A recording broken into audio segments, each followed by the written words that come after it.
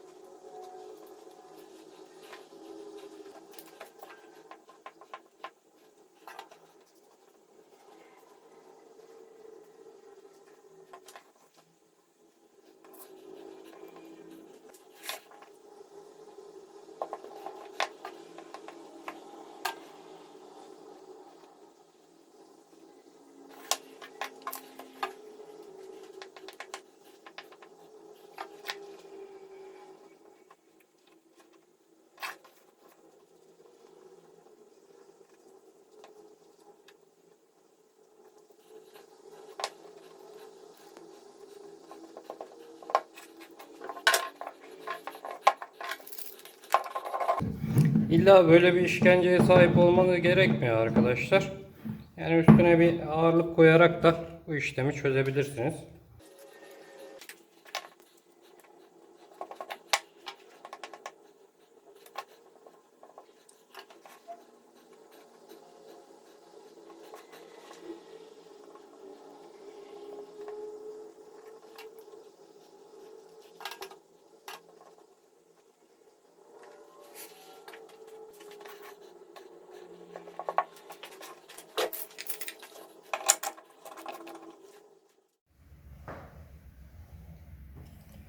Evet, bloklarımız yaklaşık 1 saat kadar kurudu arkadaşlar. Şimdi fazlalıklarını tıraşlayacağız kenarlarından. taşan yapıştırıcıyı, fazla kesmiş olduğumuz zımparayı tıraşlıyoruz.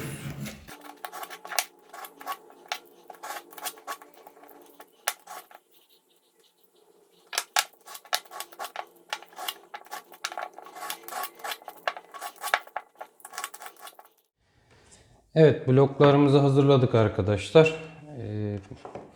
Bloğumuzun bir tarafına 400'lük, bir tarafına 800'lük, diğer bloğumuzun bir tarafına 1200'lük, bir tarafına da masatlama için derimizi yapıştırdık. Kurumasını bekledik. Şimdi bıçak bileme işlemine geçebiliriz. Bu iki bıçağı bileyeceğim bugün arkadaşlar. İkisini de uzunca bir zaman bilemedim bu videoyu çekmek için. İsterseniz bir bakalım. Gördüğünüz gibi gayet kör bıçaklarım.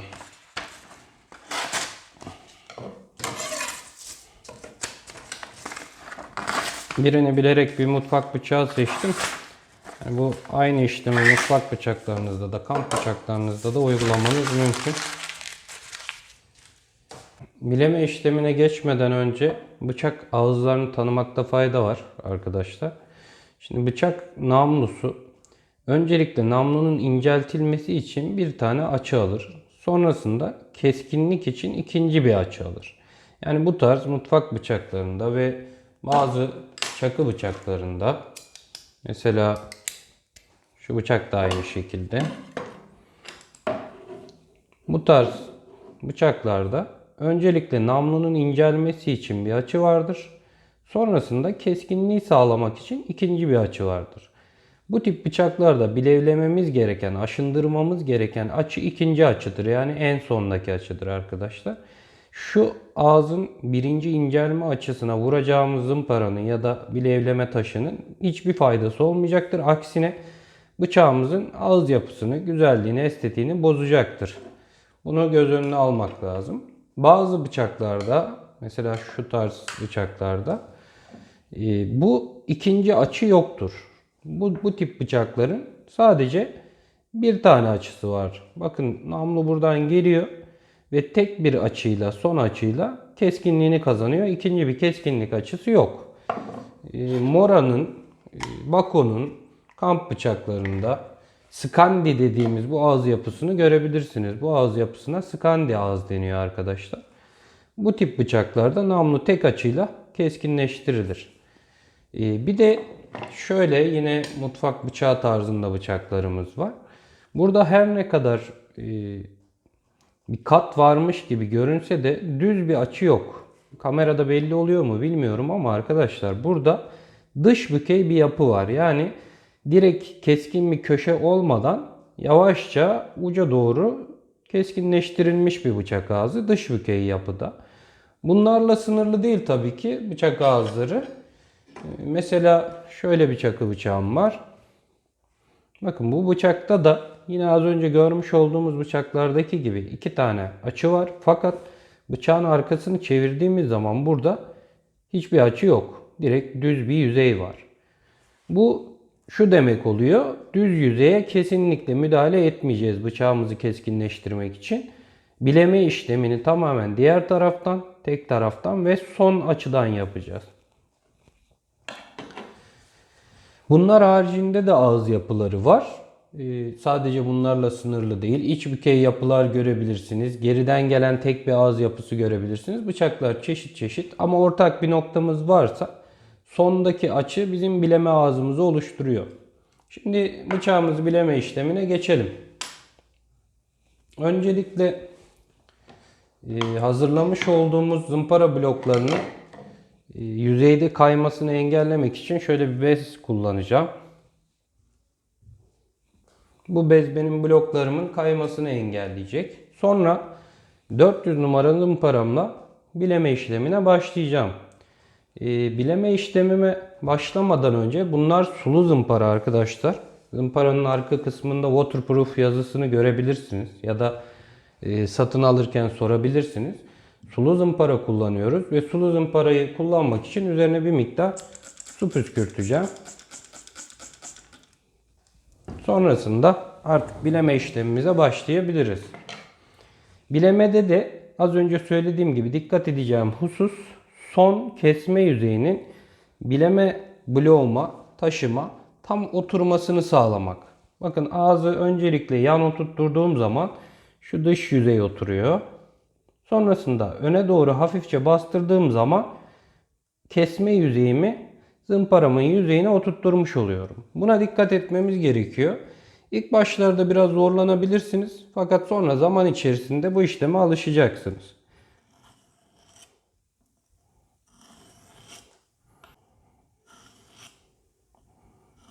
Bileme yaparken dikkat edeceğimiz bir husus da arkadaşlar.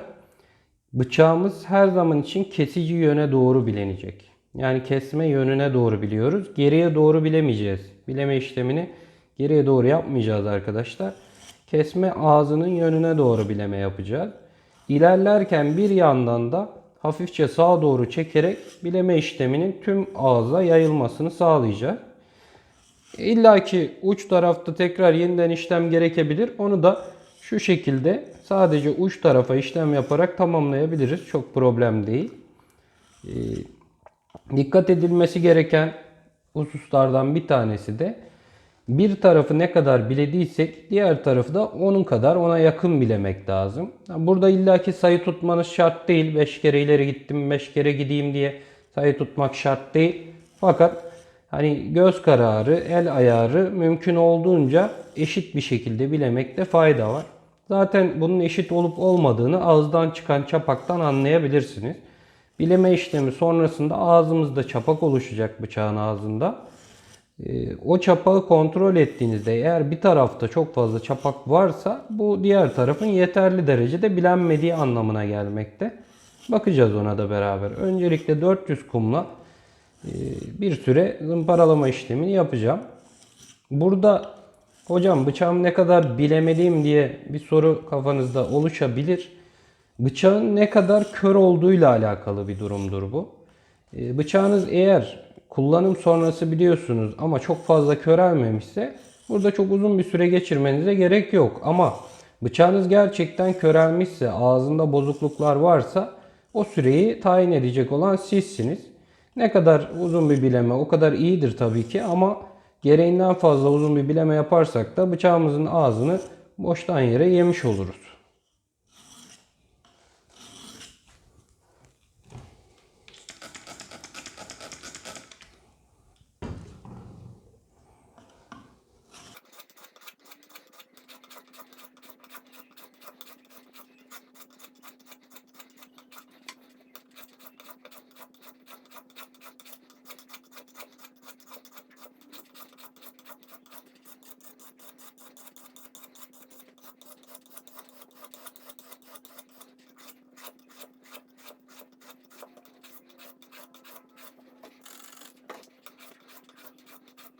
Artık bu zımpara seviyesiyle işinizin bittiğine kanaat getirdiğinizde parmağınızı yavaşça bıçağın gerisinden ağzın ucuna doğru sürtmeye başlayın.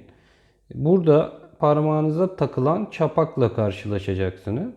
Sonra diğer tarafta da aynı şeyi yaptığınızda eğer ki iki taraf birbirine yakın derecedeyse bir taraf çok fazla parmağınıza takılmıyorsa zımparalama ve bilevleme işlemini düzgün yapmışsınız demektir. Eğer ki bir taraf çok fazla takılıyorsa o takılan tarafı bir miktar daha bilevlemenizi öneririm. Şimdi bu zımpara seviyesiyle işimiz bitti. Artık 800'lük zımparaya geçiyorum.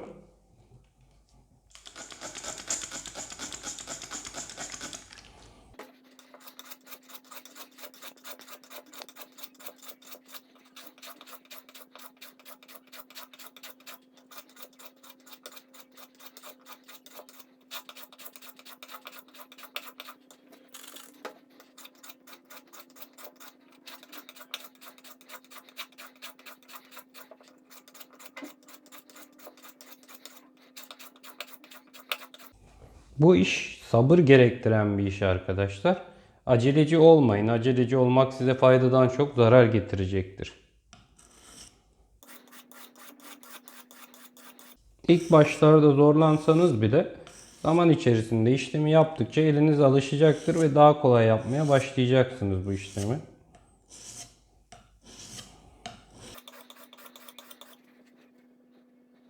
Evet, 800'lük zımparayla da işim bitti. Bunu kaldırıyorum.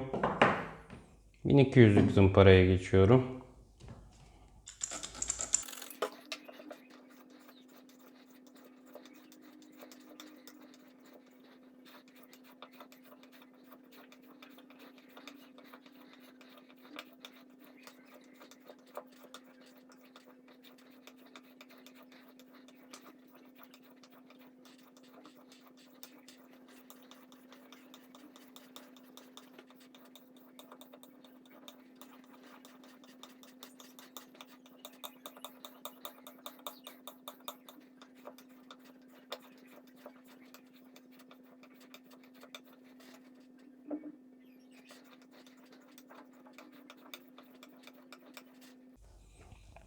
Evet, zımparalama işlemimizi tamamladık. Bıçağımızın ağzını siliyoruz. Ve masatlama işlemine geçiyoruz arkadaşlar. Şimdi masatlama yaparken de zımparalamanın tam aksine bıçağımızı geriye doğru ve mümkün olduğunca bastırarak çekiyoruz arkadaşlar.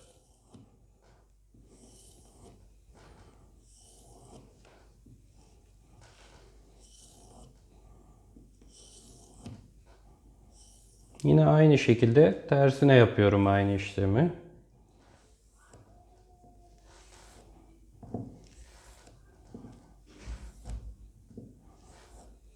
Bu masatlama aşamasında hem ağızda kalan çapakları almış olacağız hem de son keskinliğine ulaştırmış olacağız bıçağımızı.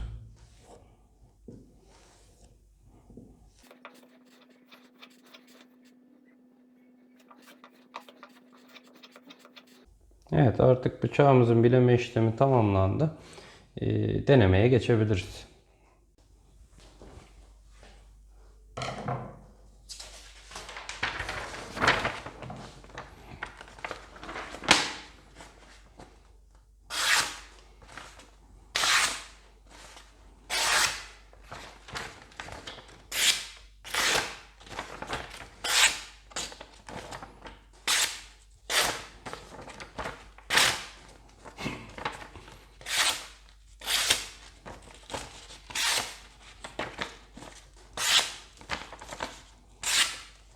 Ne kadar sabırlı ve ne kadar yavaş, doğru bir şekilde bileme yaparsak sonucunu o kadar güzel alıyoruz.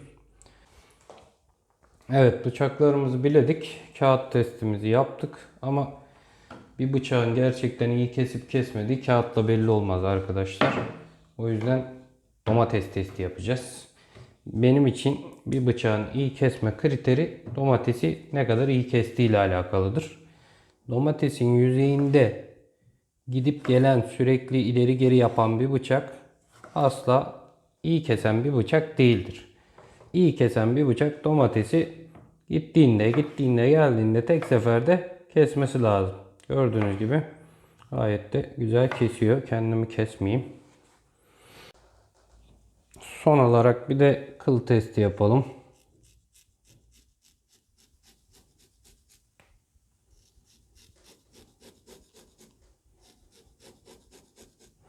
Gördüğünüz gibi artık tıraş olacak kıvama geldi bıçağımız.